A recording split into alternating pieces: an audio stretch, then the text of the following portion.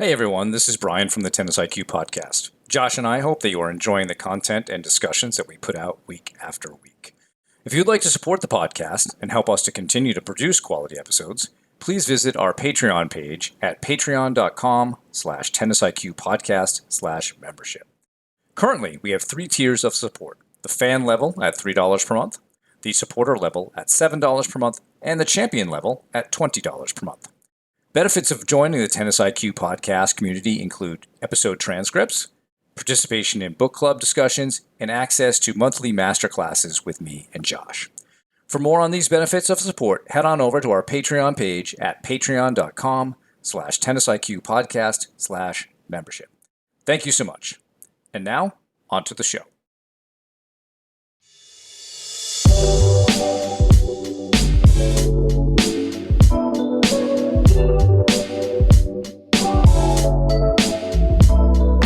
Hello and welcome to the Tennis IQ podcast. I'm Josh Berger. And I'm Brian Lomax. And today, Josh and I are going to talk about a motor learning theory called quiet eye theory and try to relate that to tennis and the psychological aspects of tennis. Quiet eye theory was first developed by Dr. Joan Vickers. So she's a Canadian sports scientist who specializes in kinesiology and motor learning. And what quiet eye theory is about, or where one of the first experiments done on it, was in golf.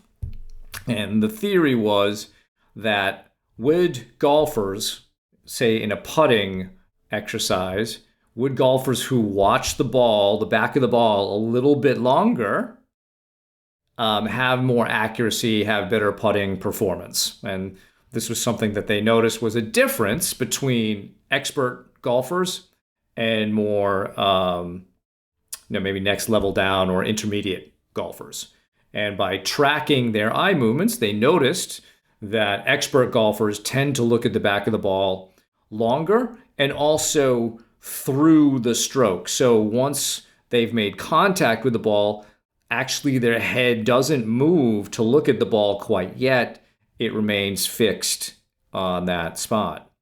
So there have been similar, shall we say, experiments or studies in other sports with quiet eye theory and how it relates to performance. And so for today's episode, Josh and I reviewed 3 different papers, 2 of them on tennis with respect to some quiet eye principles, and one with on golf. And each of these, I think, has some great things for us to think about with respect to how we could apply this information as tennis players, how it could help our focus, how it could help us perform better in competition and in certain aspects, and maybe even help us to recognize what's happening in a match or really in a point much earlier. So, Josh, before we jump into any specifics here with respect to applying quiet eye or summarizing a little bit some of these articles, any preliminary thoughts? No, I mean, I think a way that I have thought about this idea for a little while, and I think a way that can help people conceptualize it a little bit is actually to look at Roger Federer and even photos of Roger Federer and see how after he's made contact with the ball, and for whoever's watching on video, they may have a better sense of what I'm talking about. But after he has made contact with the ball, his head and his eyes are still fixed on where the contact took place. So he has already completed his swing or continued his swing. The ball is already being sent over to the other side of the court, but his head and his eyes are still fixed on where the contact took place. So I think, as we talk a little bit more about this idea and then how to apply it, I think it's important that people have that visual in terms of what is this exactly? What does this look like in tennis? And how can we, really focus on the different pieces in terms of what happens before contact, what happens during contact, and what happens after contact.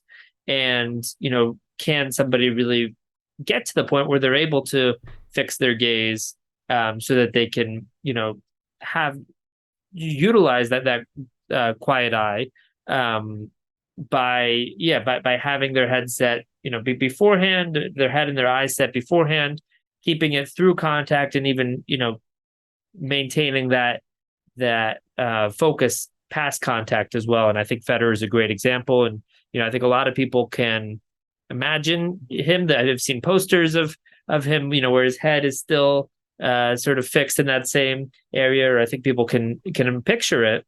Or if not, certainly Google Images has plenty as well. But I think as we get started, I think it's just important that people have a clear idea of really what this looks like in practice. Yeah, and that's a great example, and that it's one phase of the quiet eye piece that we'll talk about, which is being in that contact zone.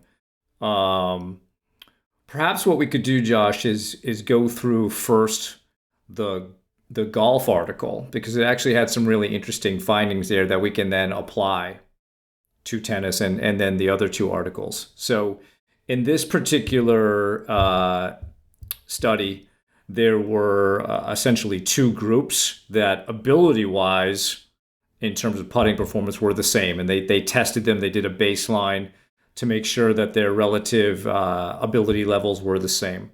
And then one group was basically the control group, meaning that they just were themselves. And then the other group was trained on how to apply quiet eye as a motor skill or motor learning practice, right? So they were taught how to look at the back of the ball, how to do that longer, etc. And then after the quiet eye training, they had both groups come back and do a putting performance again. And there were significant differences, especially in, it was interesting, I think in the misses of the quiet eye group were much closer to the hole than the misses of the control group. So I think that there were some, both groups were still really good at making putts, but the quiet eye group was much better at kind of gauging the distance to the hole. And so their misses were far, far better. Also within this study, they tried to introduce a sense of pressure. And the way they recorded this is they had them do a baseline of that, and everybody's performance before the quiet eye training was similarly bad, right? So they all kind of felt the pressure. And what they noticed after the quiet eye training was that the group that had been trained actually performed just as well as they normally would, and in some cases better than that. And I think that's a very interesting finding for us, Josh, because we talk a lot about stress, anxiety, pressure in tennis, and how do we mitigate that? Perhaps something like teaching players better ways of tracking or watching the ball could really facilitate a little bit more relaxation, a little bit more ease, a little bit more balance. Because I think of the whole theory is called quiet eye theory. Okay, so what's the opposite of that? Noisy eye theory? Or, right, it's more about movement. And we're really trying to keep the eyes and the gaze more fixated in a place rather than having it going all over the place, right? And when it's going all over the place, I feel anybody who's played tennis has probably felt this sense of when you get nervous, you're picking your head up a lot, you're really anxious to see where the ball went. Maybe you look up even before you make contact. So I thought that was a really interesting part, is that quiet eye training actually helped people perform under pressure. Absolutely. And as you said, that's, one of the most important things for tennis players, right? Most people have a tougher time performing at their, to the higher level of their capabilities under pressure. One of the big reasons I think people will reach out to someone like either of us is that under pressure, their level drops, or they have a tough time performing in matches compared to practice. And I think, when it comes to pressure moments, having a plan and having some sort of resource or tool that you can go to, such as this, is really critical. I think if you don't have that, then it's very easy to be lost. It's very easy for your thoughts to start wandering. It's very easy for you to start thinking about what could happen, what might happen, what you're trying to avoid, things like that, rather than doing the action itself.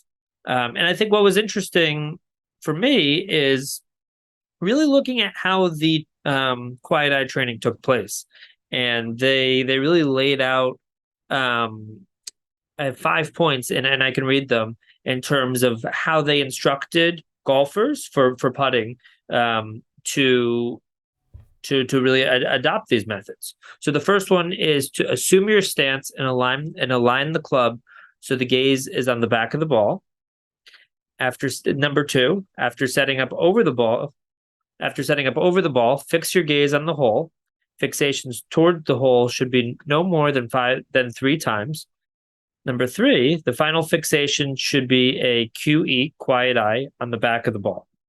The onset of the quiet eye should occur before the stroke begins and last for 2 to 3 seconds.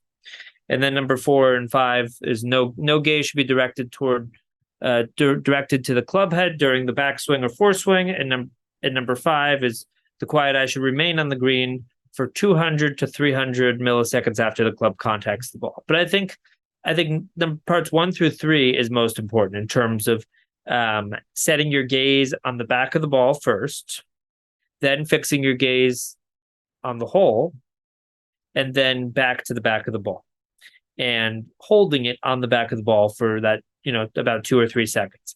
And I think you can actually see this sometimes with servers in tennis.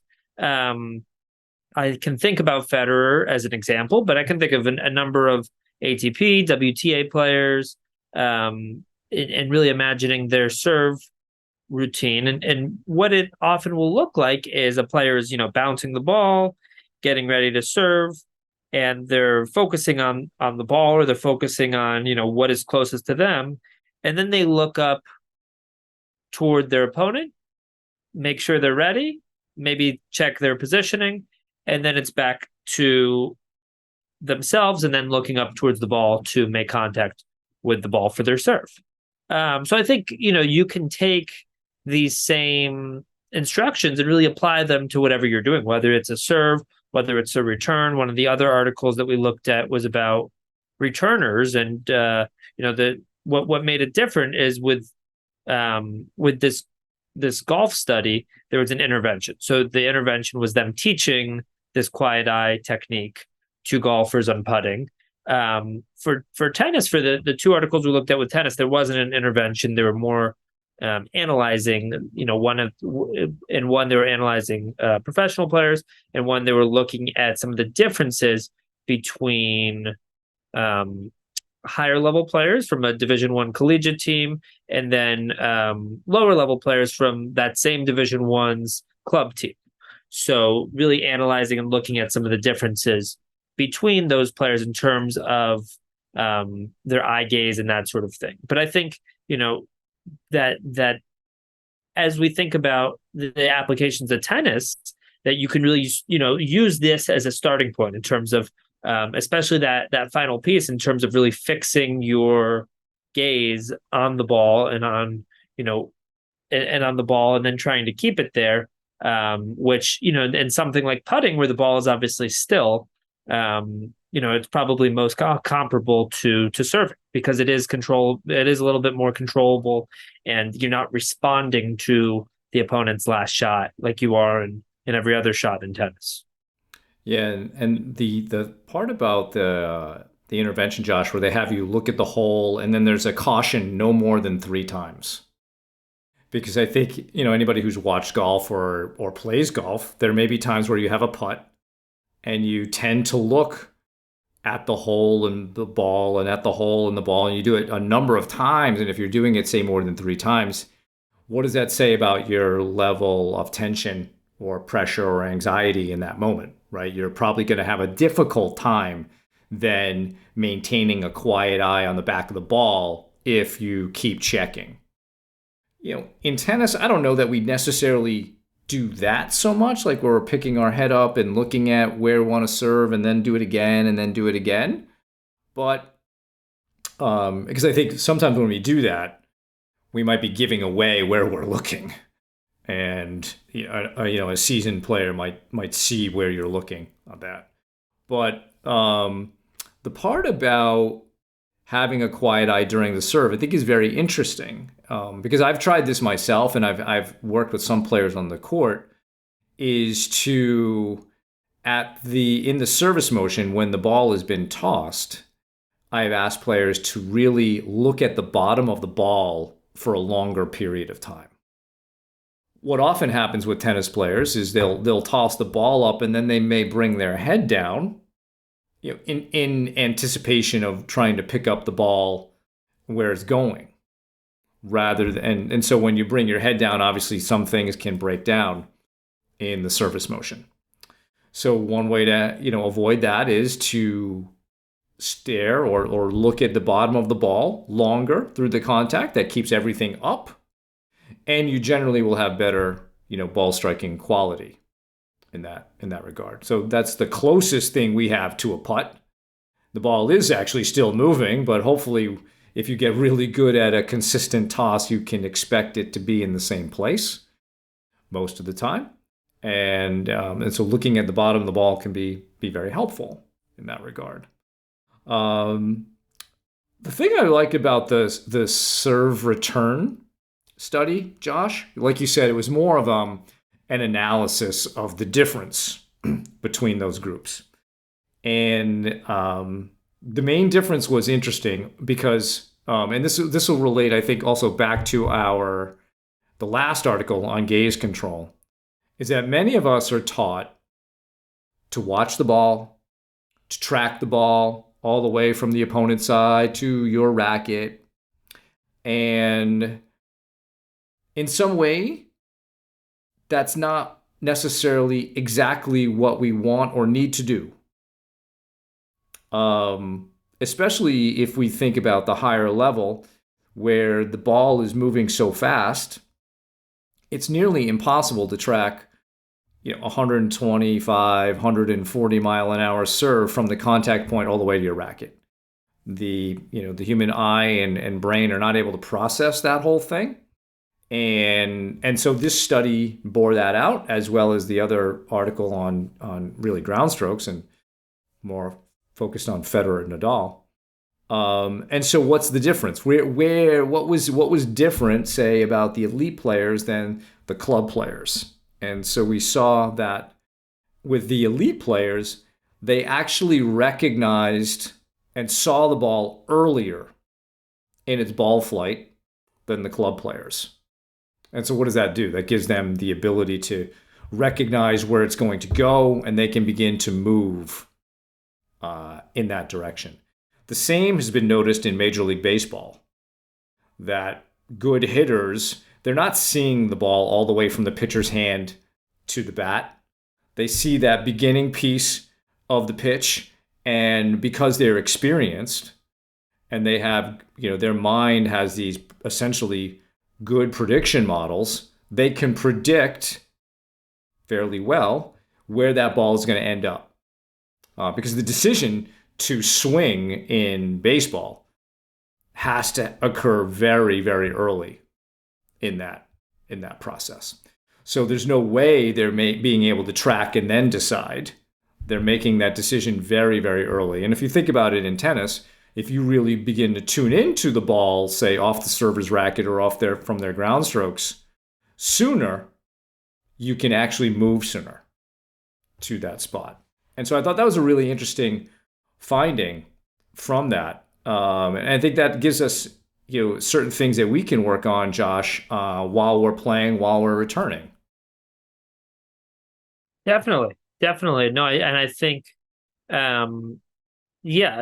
trying to, while you're returning, if you can try to, not assume that you're going to be able to necessarily track the ball the entire time, especially on something like a first serve return, which maybe we could compare to a fastball or something like that. But instead of that, can we try to, watch the server and really focus on our point of contact and really trying to watch the ball through contact. And I think this sort of reinforces that sort of an instruction, right? Watching the ball through contact, rather than trying to watch the ball all the way through, which, as we know, isn't necessarily possible. And they talk about how, not just in tennis, but research has shown that the same is true in baseball, table tennis, and cricket. How other studies have shown that neither elite or non-elite athletes can actually track the ball the entire way. So instead, can we focus on some of those key points? And I think especially that point of contact is really where we want to be focusing. Yeah. And so I think, like, if we look at, say, the return of serve, by picking up that ball sooner, and I know when I was helping out with the Bryant men's team, and I may have mentioned this on a prior podcast, but we had a conversation with the Bryant University baseball coach, who at the time was someone who had major league experience as a player. And so you can look at the pitcher batter confrontation, shall we say, in baseball, same as serving and receiving.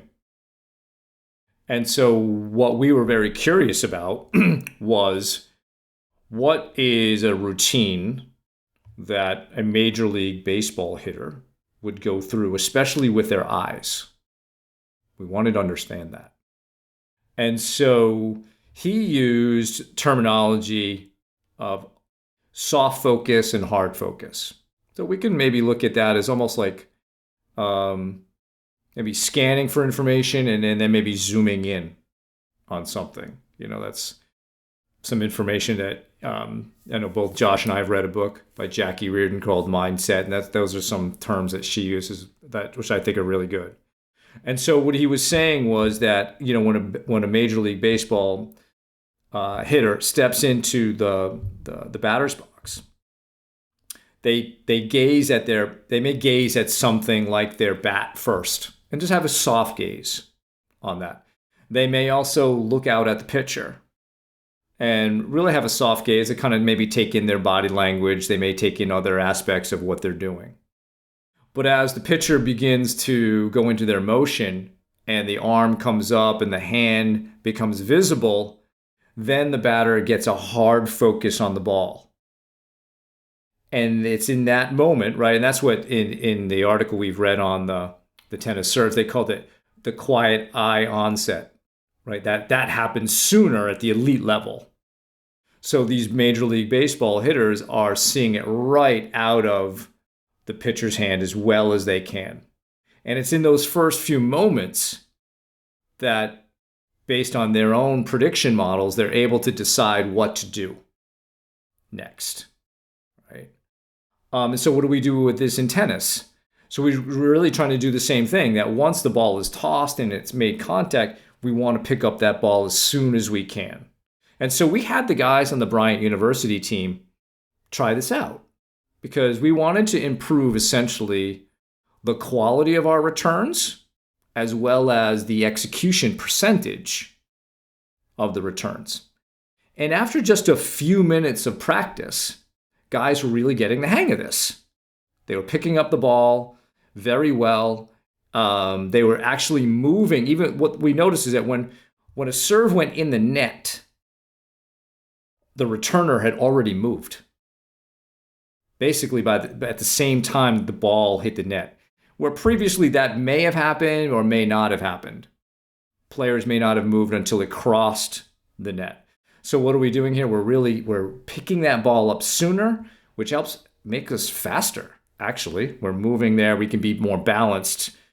And then, of course, the next part of it in tennis is, okay, we're not going to track the whole flight. We know where it's going now.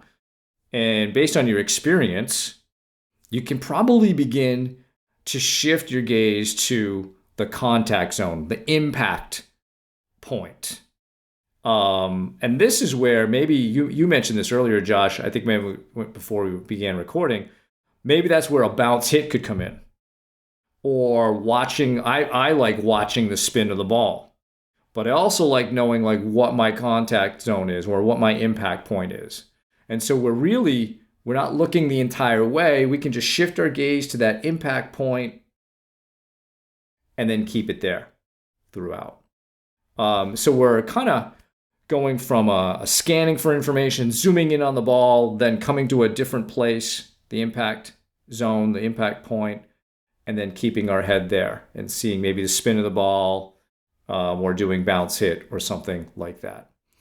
And so we got a lot of improvement out of our returns by sort of learning the lesson of a Major League Baseball hitter and simply applying it to returning serves. And we found that very, very interesting. And I've tried this personally, and it's a very, very helpful way to return and feel like you're a little bit more in control in that situation. I think that makes a lot of sense. I appreciate you sharing that, by the way. Yeah, I think that using something, I know you mentioned bounce hit, and we were talking about it before. I think using something like bounce hit can be really helpful for a couple of different reasons. I think one of the big reasons is that it can help you try to track the ball as much as possible, but it can also clear your mind. I think so many players are stuck thinking about so many different things as they're about to hit the ball. They're thinking about their technique, and they're watching the opponent, and they're thinking about where they want to hit the shot, and are their feet set properly, and their follow through, and all these different things. So instead of all that, can we just focus on really trying to track the ball as much as possible and say bounce, and try to continue tracking it to the strings and say hit? And yeah, I think that, and I've seen this firsthand using this, with different levels of players, from very beginner players up to elite players, seeing the impact of it and seeing, I remember specific examples of using it with players that were still getting a grasp of the sport, and just watching how they would start playing a lot more consistently this way. And I would also give them the instruction to remember this, and that this is something that they could use during matches. I know it's something I've used during matches, especially if I'm having a tough time finding my rhythm, finding my game. I've used it. I've kept it in my pocket, so to speak, as a tool I could use in those moments. So I think, yeah, what's nice about using something like that is it without necessarily trying to fix your gaze on the ball, you're kind of doing that by watching it, by trying to time it and saying, bounce and hit.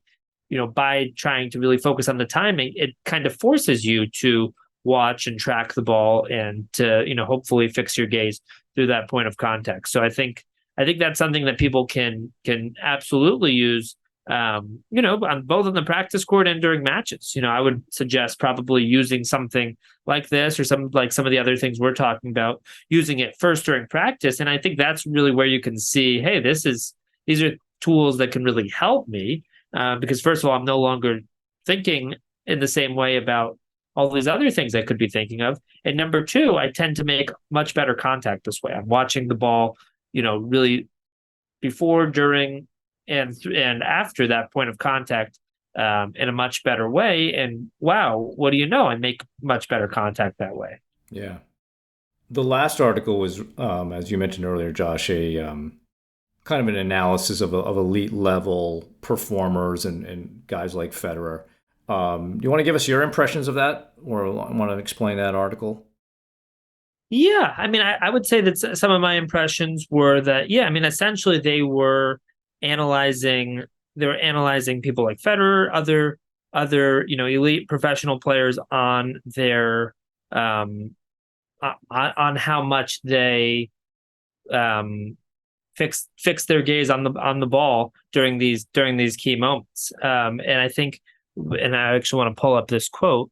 They were saying that that there's more difference in terms of the stroke itself rather than this aspect of things. Let me see if I can actually pull up the quote. But anyways, I think it was interesting because it showed that by and large these players are using, these sorts of skills and are really focused on the ball in these critical times. And I think it sort of echoes some of the ideas of the other study that compared more elite to less elite players. That being at the college level, this being at the professional level. But I think what's interesting is that we don't always necessarily see that. There's plenty of examples that we see of top players whose eyes do not seem to be fixed on the ball, whose eyes or seem their to head be is like looking at the other side, right? absolutely. Yeah. And these are players that have won Grand Slams, players that have been number one, yet they managed to get away with it. So I think so yeah, so those were a couple of thoughts just in terms of some of the similarities and commonalities between this and the other and the other article that we read. But what were some of the things that came to mind for you? Well, I thought, one of the beginning aspects of the article was this notion that consistent head control, as they put it, like kind of being able to it's almost like quiet head theory instead of quiet eye theory. And that and balance are really core features of high level performance. And that those two things actually, if you can do those two things well, technical improvements can be made much faster. I thought that was an interesting observation. They didn't necessarily provide a lot of evidence on that, but intuitively that would seem to make sense. And so I think we do see guys like Federer, they do have a quiet head. He does appear to be very balanced the majority of the time. They had some also photos of Nadal swinging through the contact zone and having his head stay in that contact piece. I don't think they necessarily, in this article, emphasize the need to be super fixated on the actual ball, but that the head stayed still was more the prominent feature, and that the head was more in the direction or looking at that contact zone. Because I think, as it noted, it's almost impossible to see that moment of contact between the ball and your strings. It happens so quickly. And of course, as players, we have this desire to see where the ball is going. But what they were showing in this particular analysis was that a lot of these top players, they're not looking up right after contact. Their head stays in that contact zone for maybe, he didn't have the actual numbers on it, but maybe it's like in the Gall study, 200 to 300 milliseconds later, And he made a good argument for why you should do this, because once you've made contact, you can't actually go and fix it after that. So why not just stay with the stroke, because it'll actually help the ball quality. You picking your head up, in fact, will not make anything better at that point. So I thought that was kind of an interesting way of looking at it. But I thought this was interesting, Josh, because as you said, certain players like an Andy Murray, you watch him, you look at photos of him, and he never seems to be at during the contact phase really having his head on that zone. Picks it up. So maybe that's one of those instances where we shouldn't copy some pros and we can copy other pros. I don't know. But I think in general, it's a very interesting thing to try to be calmer with the head, because I think if we have a head that's moving around, that is often indicative of some sort of pressure or stress. Similar to like with the eyes in the golf experiment, where those who had been trained on quiet eye perform better under stress. I think those in tennis who can be, tracking the ball a little bit better, but keep their head quiet, emphasize their balance, can also play better under pressure. And I think these can then be some cues on the court when you are feeling some stress is can I, not only can I try to relax my body, but can I come back to maybe a bounce hit type thing? Or like I said, I like watching the spin of the ball after it bounces, and really emphasize this aspect of the mechanics of what we're doing. And I think we've talked about this before. Actually, maybe on the Sean Brawley episode, he brought up his interview with Federer after the 2017 Australian Open. And he asked him, I think, that simple question, how did you do it?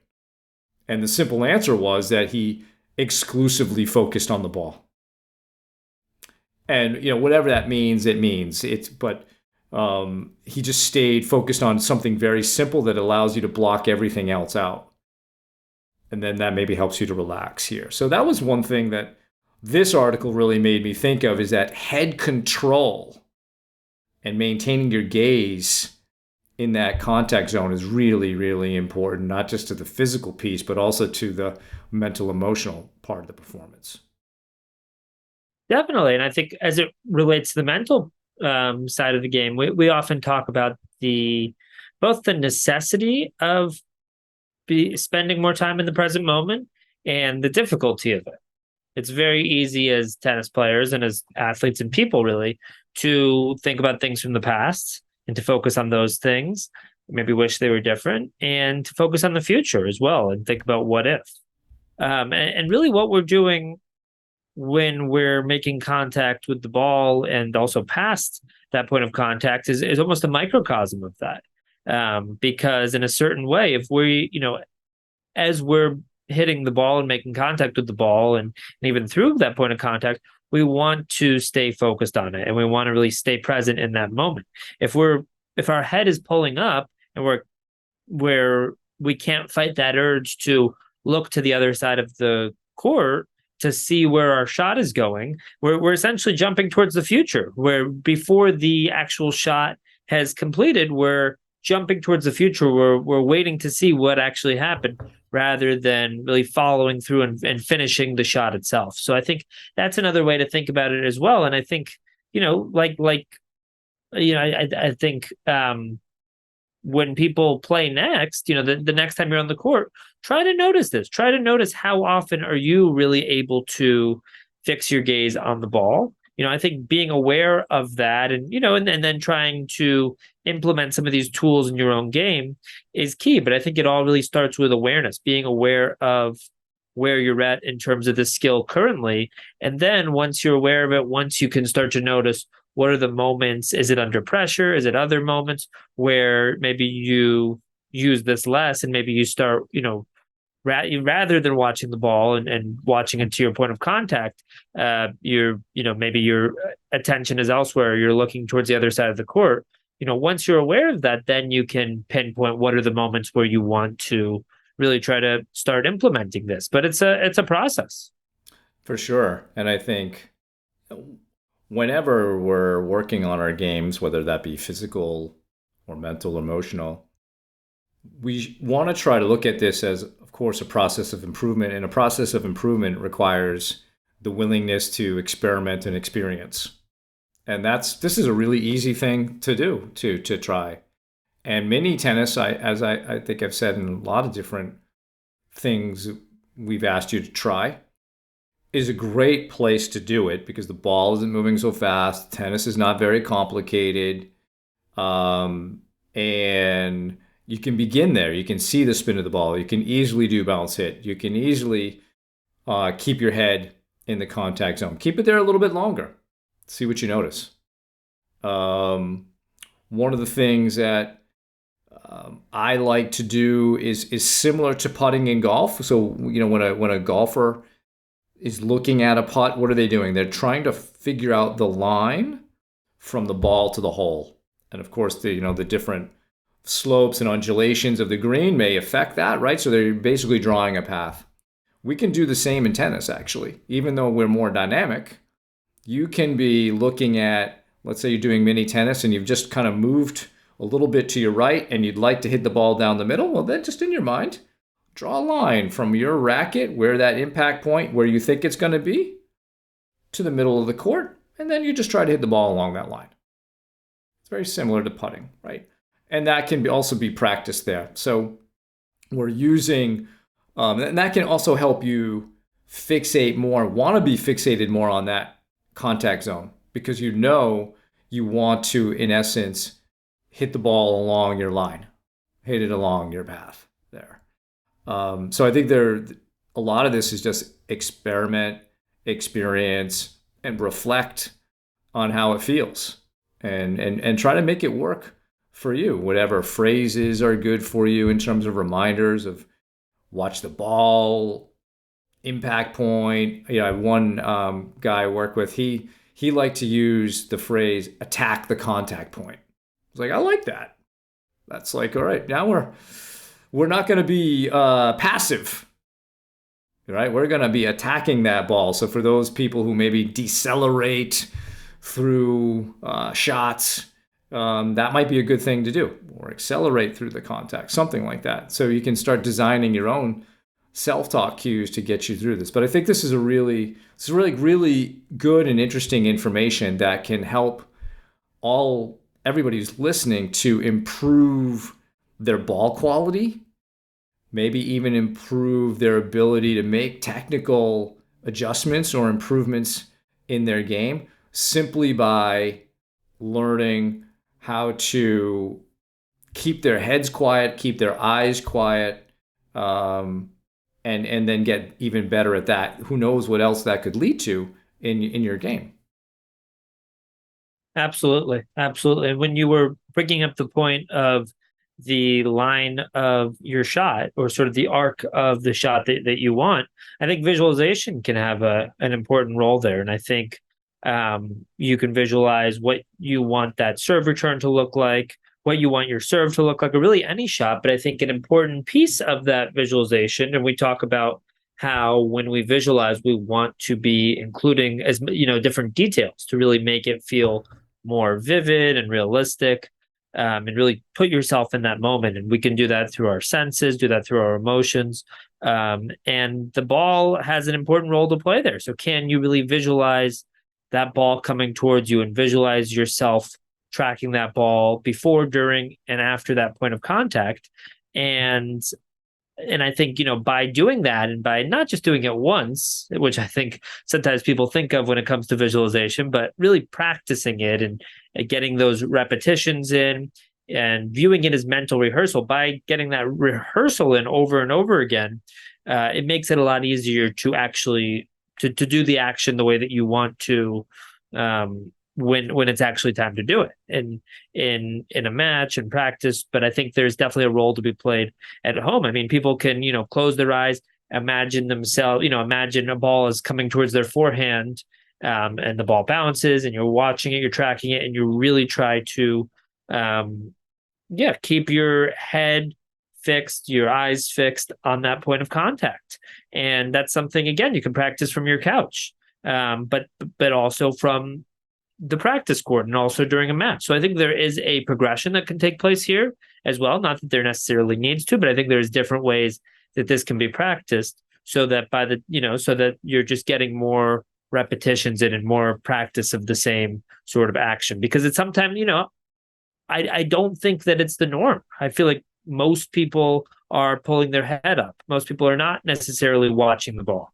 I think when a coach says watch the ball, it almost sounds too cliche, so I think instead of thinking of it that way, thinking of it as tracking the ball, or thinking of it as, really trying to watch it, or keep your head fixed, your eyes fixed through that point of contact, can maybe be a better cue, or a better way for a coach to tell a student, but also for somebody to tell themselves, to give themselves that instruction for how they navigate that moment. Yeah, no, I think that's great info, Josh. And if people are interested more in quiet eye theory, just in general, there are lots of free resources on the internet on this. There are videos you can find on YouTube. I think you found a couple, Josh. And it does sound so basic. You're right. Watch the ball sounds so cliche that nobody does it. And so it might be a matter of you experimenting with your own words that actually get you to keep your head still, to be more balanced, to allow you to feel like a little bit more in control. When our heads are sort of flying out, we're a little bit out of control. We're probably a little jittery and get a little too anxious about things. And I know that when I pull my head out, Josh, 95% of the time it's going to be a mistake. Or I leave it short, and because it mostly happens on my forehand, I'll leave it more to the right. More likely to hit it wide in the net, or it lands somewhere on the ad side short. Nothing really good ever comes out of that particular by me raising my head. So I know that that's something I have to work on and really be paying attention to. And I'm sure if everybody examined their own game and thought about this some more, they would probably notice that more often than not, when they pull their head up, there's a mistake, or the quality of the ball is not what you would expect. Definitely. Definitely. And I think that's a great first step for people to start really trying to notice, and maybe even being intentional with playing around with it. Like similar to what we talked about with Jeff Greenwald, in terms of during practice being able to, almost like a dial, like 0 through 10, experiment with yourself playing really tight and experiment with yourself playing really loose, and then finding in between. Can you experiment with yourself really watching the ball and really try to watch it through that point of contact, and then, see what happens when you don't, and try to hit the ball with, looking at the other side of the court and see what happens. And then notice, okay, what do I tend to do? And then can I bring that awareness to making changes and to starting to implement it, with hopefully with each shot that we hit. Yeah. So very good. I think this was a nice topic for us to discuss. It really comes more from the world of motor learning and kinesiology, but obviously it has an impact on a player's mental and emotional performance and performance under pressure. So I think it's a great conversation. And that is it for today. So thank you all for listening. For more on today's episode, please check out the show notes. If you have any feedback or questions about Quiet Eye or anything else, feel free to email us at tennisiqpodcast@gmail.com.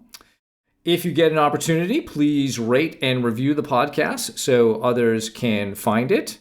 Additionally, please subscribe to the show on your podcast platform of choice, including YouTube, so you can be notified of new episodes. You can also check us out on Instagram. If you would like to support the podcast, please visit our Patreon page at patreon.com/tennisiqpodcast/membership, where you can learn about the benefits of being part of the Tennis IQ podcast community. Thanks again, and we'll talk to you soon in our next episode.